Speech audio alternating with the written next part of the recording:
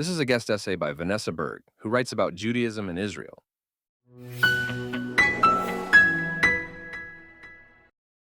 Part of what makes Israeli politics so messy is the sheer number of political parties. The Jewish state has a highly fragmented, multi party system with dozens of registered parties, though usually only 10 to 15 pass the 3.25% threshold to secure seats in the 120 member parliament, while dozens might run in any given election, for example, 39 in 2022, 31 in 2019, and 34 in 2013. They often form alliances, with the major ideological blocs being right-wing, centrist, left-wing, and Arab parties. American politics appears the opposite, but is actually quite similar. On the surface, the United States is a two-party system, Democrats versus Republicans. In reality, these labels obscure the multiplicity of factions, ideologies, and competing power centers that operate within each party. This internal complexity often dictates policy far more than the broad partisan identities the public is asked to believe in. The current U.S. approach to the war with Iran demonstrates this truth in stark relief. For more than 3 weeks, the U.S. has been engaged in a conflict with Iran that has, by most conventional measures, gone overwhelmingly in America's favor. Yet now, the administration is signaling a willingness to negotiate, with a peace summit reportedly under consideration in Pakistan.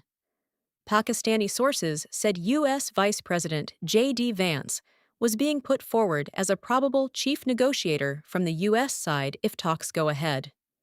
Vance was not involved in the nuclear negotiations with Iran before the war. President Donald Trump's Middle East envoy, Steve Witkoff, and son-in-law Jared Kushner were. The involvement of Vance in these potential negotiations reveals the internal calculations at play within the Republican Party. Before the war began, Vance was publicly skeptical of U.S. military engagement abroad. At a 2024 Michigan rally, he declared, "We gotta stop sending our young people to faraway lands. We are not the policemen of the world." On a podcast weeks later, he described potential conflict with Iran as, quote, "a huge distraction of resources," and massively expensive. White House insiders now confirm that Vance opposed the Iran operation during pre-war deliberations, concerned about its success and cost.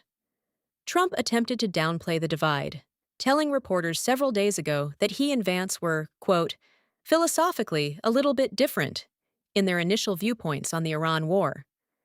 Secretary of State Marco Rubio, by contrast, remains fully aligned with Trump on Iran, highlighting the factional tensions at the very top of the Republican Party.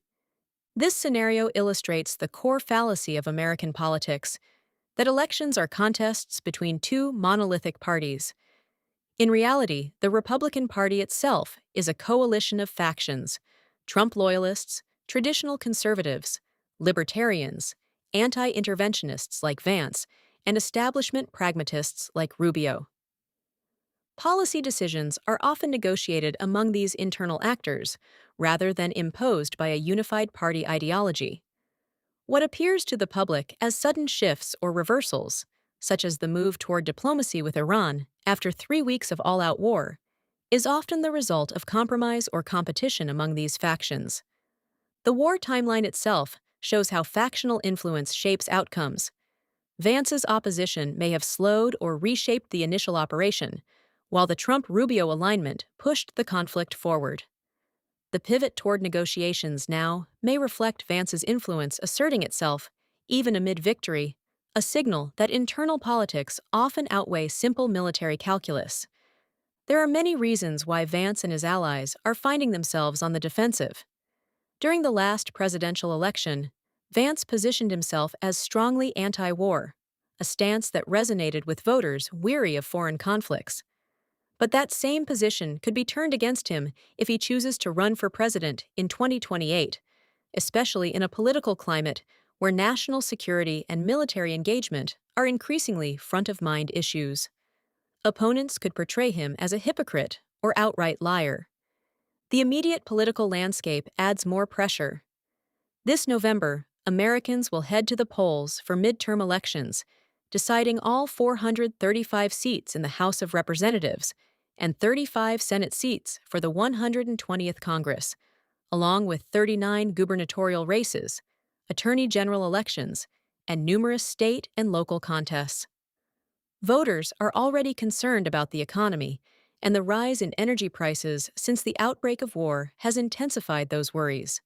House of Representatives Speaker Mike Johnson, perhaps feeling the pressure of November's elections, has also contradicted Trump during the last few weeks, saying the U.S. should not be nation building or intervening around the world, casting a stark contrast to Trump's recent framing of the international war he had hoped would be an opportunity for building a new country in Iran.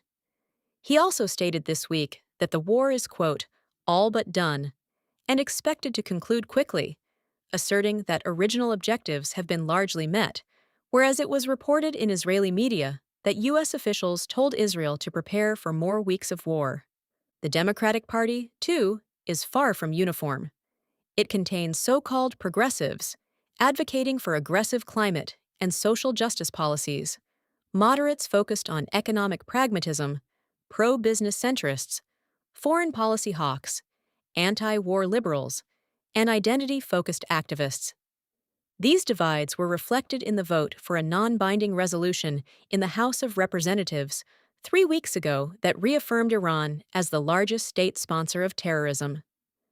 The resolution said the Islamic Republic of Iran remains the world's largest state sponsor of terrorism and provides substantial financial and military support to groups including Hezbollah, Hamas, and the Houthis. But 53 House Democrats voted against this resolution, including some of the party's most vicious anti-Israel voices, notably Alexandria Ocasio-Cortez, Ilhan Omar, Ayanna Pressley, and Rashida Tlaib. Indeed, U.S. support for Israel has become one of the most contested issues within the Democratic Party. Historically, Democrats were overwhelmingly pro-Israel, driven by sympathy for the Jews after the Holocaust and strategic considerations during the Cold War. President Harry Truman's immediate recognition of the modern state of Israel in 1948 set a tone of bipartisan support that carried through the 1960s, with the party largely aligned on Israel's security and survival. After Israel's surprising victory in the 1967 Six-Day War, the U.S. began more formally and closely working with the Israelis. Israel was seen as a reliable ally, and criticism of its policies was largely confined to foreign policy circles rather than the party base. However, starting in the 2000s, under then U.S. President Barack Obama, more progressive Democrats began openly challenging Israel's actions, advocating for conditional U.S. aid. Obama's Iran policy centered on the 2015 Joint Comprehensive Plan of Action, better known as the Iranian nuclear deal, was one of the most controversial foreign policy decisions in modern American politics, and its impact on the Democratic Party has been long-lasting. At its core, Obama made a deliberate strategic bet. Diplomacy, not confrontation, was the best way to prevent Iran from obtaining a nuclear weapon. But the reality played out very differently. First, it legitimized Iran's regime, failed to address its regional aggression, and empowered a hostile power with billions in economic relief. Even at the time, the deal was described as one of the most controversial diplomatic agreements in U.S. history, with Congress and the public deeply divided. Obama framed the choice starkly as deal or war, a characterization that oversimplified the risks.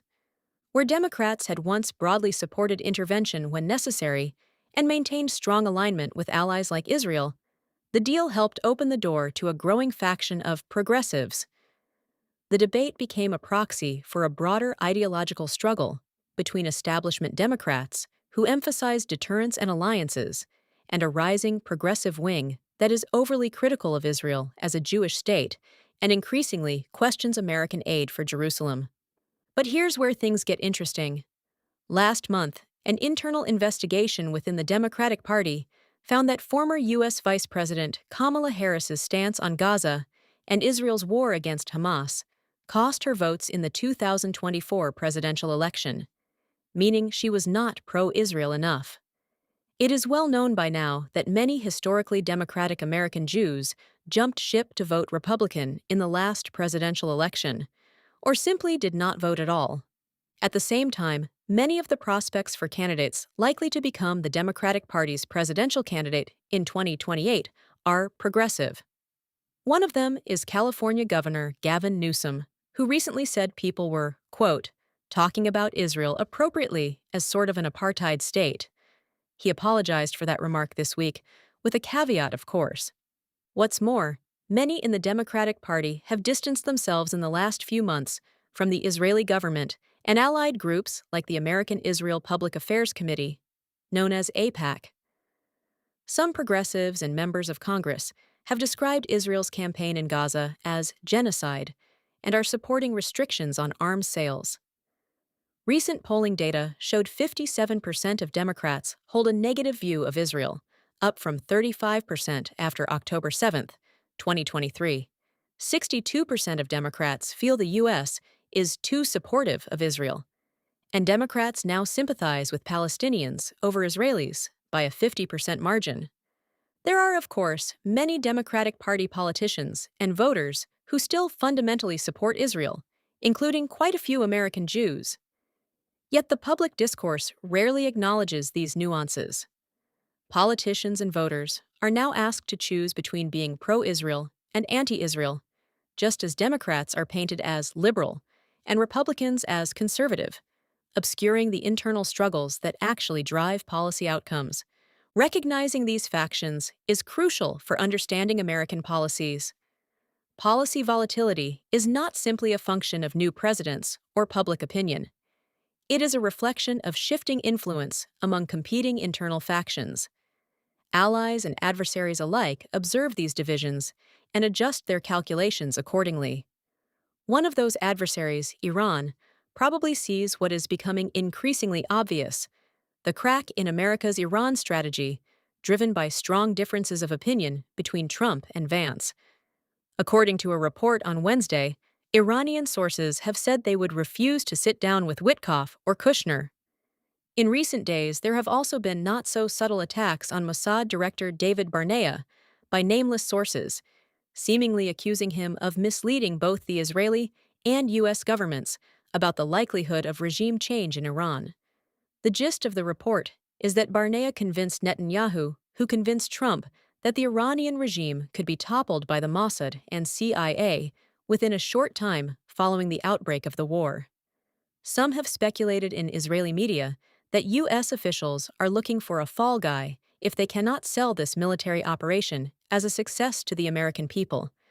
Meanwhile, Democrats are watching closely for political openings. If the conflict becomes unpopular, or even just politically ambiguous, they are likely to argue that the current U.S.-Israel relationship is entangling America in costly and unnecessary foreign conflicts. Should that line of attack gain traction in the upcoming midterm elections, it will almost certainly be sharpened and amplified heading into 2028. And as Israel becomes more central to partisan debate, the downstream effects may be significant. For American Jews, whose sense of security and social standing has already been shaken since October 7th, the growing politicization of Israel risks pulling their identity into the center of an increasingly polarized and volatile national conversation. There are also profound ramifications for Israel itself. If the Iranian regime survives this war intact, it will fundamentally reshape how other countries calculate risk when it comes to confronting the Islamic Republic of Iran. Many regional and global actors are already wary of escalation, given how quickly this conflict has disrupted energy markets, global trade routes, and regional stability. A scenario in which the Iranian regime absorbs significant blows yet remains in power would lead many people to jump to the conclusion that even sustained military pressure may not be enough to decisively weaken the regime. That, in turn, is likely to make future coalitions far harder to assemble for Israel, as allies become more cautious about entering a conflict with uncertain endgames and high economic and political costs. Just as importantly, It could dampen appetite for direct confrontation across the Middle East. Many states already balance quiet alignment with Israel against fears of wider war and regional blowback, and a resilient Iranian regime would only deepen that hesitation. Even countries that share Israel's concerns about Tehran may prefer containment, deterrence, or back-channeled diplomacy over open conflict. The result would be a more constrained strategic environment for Israel, one in which it may increasingly find itself acting alone or with limited backing in future confrontations, while Iran retains both its regime and its ability to project influence across the region. And yet, constraints can also force clarity. A more cautious region does not necessarily mean a weaker Israel. It can mean a more strategically disciplined one. Israel has repeatedly demonstrated an ability to adapt, innovate, and recalibrate under pressure, turning complex threats into opportunities to strengthen deterrence and deepen selective partnerships. If anything, this moment may push Israel to develop more sustainable, long-term strategies, combining military strength with diplomacy, intelligence cooperation, and regional alignment. In that sense, even an imperfect outcome could lay the groundwork for a more stable and strategically coherent Middle East, where strength is measured not just by victories in war, but by the ability to shape what comes after.